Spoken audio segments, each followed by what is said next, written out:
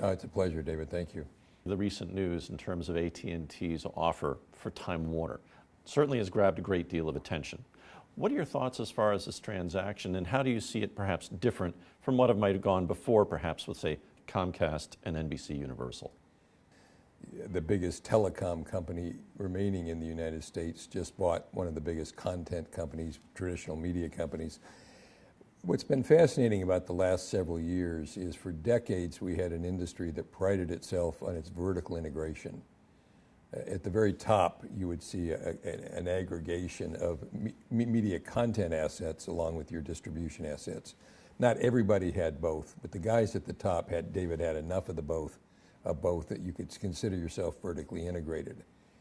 And around the time of the Comcast-NBC merger, a process began. I don't think it was intentioned, but certainly the result was the outcome that I'm talking about, where that blew apart. You drew just a sharp line between the distribution community, whether it be cable or satellite, or in the case of Verizon and AT&T, sort of the mobile companies coming into the wireline side, and the content providers. So you had a half dozen major content providers standing alongside roughly a half a dozen major distributors, and never the twain met. And that's been an unintended consequence action of profound numbers and magnitude.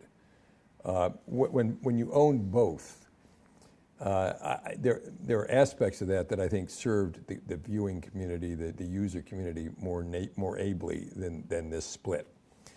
I don't think it's healthy to have such a chasm between the content providers and the distributors. Now, what's happened with AT&T in the last 72 hours is they've said from their vantage point as a major telecom, mostly mobile company, they're going to come back into the content industry.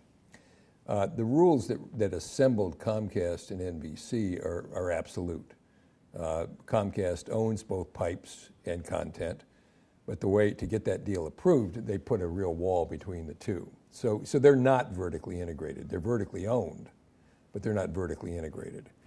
And so this transaction, what we call Twix and AT&T, will be the first reattempt at coming back to the old world. And it's born out of frustrations at AT&T about the state of the mobile industry.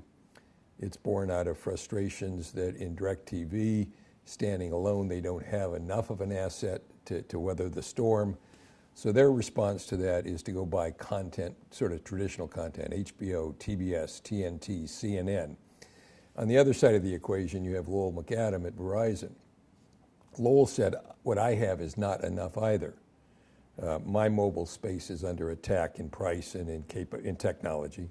So he said, well, I'm going to go down the internet route. I'm going to buy a dozen transactions, the most notable of which is AOL, but Yahoo is pending. And so he's going to strap on side his mobile business internet content.